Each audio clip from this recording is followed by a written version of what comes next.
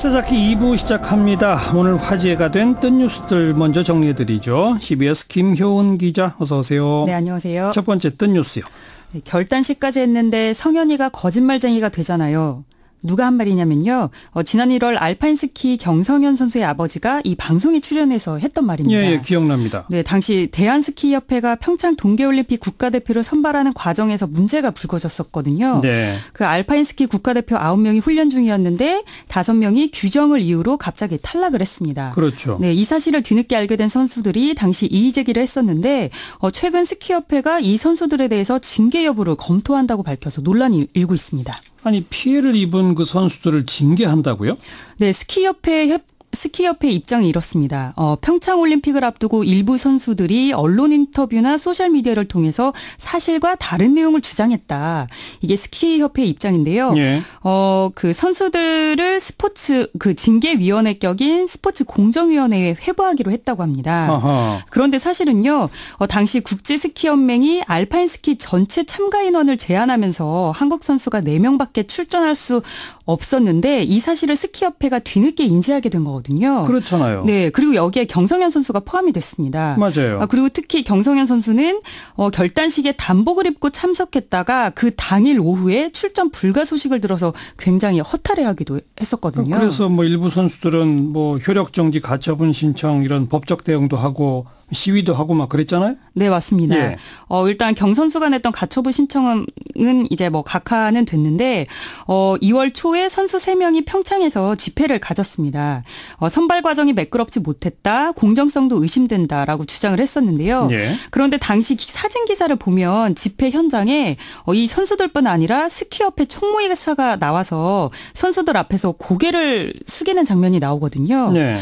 그러니까 어쨌든 미안하다, 유감이다, 뭐 이런 거를 이제 그렇게 고개를 숙이는 행동을 통해 표현을 한 거겠죠. 그런데 이제 와서 징계 대상에 올린다, 이런 소식이 전해지니까 네티즌들은 이거 괘씸죄 아니냐, 정말 예. 의아하다, 이런 반응을 내놓고 있습니다. 예. 그리고 공정위가 24일 날 치러질 예정이라서 그 결과를 좀 지켜봐야 할 것 같습니다. 네.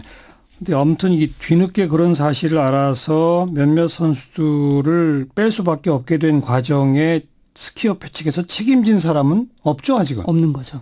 그거부터 또 따져야 되는 거 아닐까 모르겠네요. 자, 다음 소식이요. 네, 서울에서 돈을 가장 잘 버는 지역이 어딜까요? 광화문과 강남 둘 중 어딜 것 같으세요? 강남이 더 잘 버는 거 아닐까요? 둘 다 잘 법니다. 광화문은 직장인 월급이 가장 많았고요. 강남은 자영업자 벌이가 가장 많은 곳이었습니다. 아하. 광화문은 월급이 많았다. 네. 아. 그러니까 이게요, 그 신한은행이 빅데이터를 활용해서 서울시 생활금융지도라고 그 소득편을 공개를 했습니다. 예. 지난해 12월을 기준으로 집이나 직장 주소가 서울시에 등록된 고객 155만 명의 자료를 토대로 제작이 됐다고 하는데 광화문의 평균 월급이 457만 원으로 가장 높았습니다. 특히 서울 전후로 급여가 평균 26%나 올랐다고 합니다. 예. 그런가 하면 서울 직장인 평균 월급은 223만 원으로 조사가 됐고요. 대기업의 평균 월급은 348만 원, 외부 감사를 받는 중소기업은 279만 원, 감사를 받지 않는 중소기업은 220만 원으로 나타났습니다. 네. 광화문 평균 월급은 서울 평균 월급의 2배가 넘네요. 네. 네. 강남이 자영업자 소득 높은 건 뭐 이해가 될 것 같아요. 네. 예, 강남 같은 경우에는요, 일단은 지난해 서울 자영업자의 월 소득이 172만 원이었는데, 강남이 298만 원으로 월등히 높았습니다. 예. 이 강남을 보면 의료업, 음식업, 교육업 순으로 소득이 많았는데, 아무래도 강남에 이제 뭐 성형외과 같은 병원이 많이 몰려있다 보니까, 예.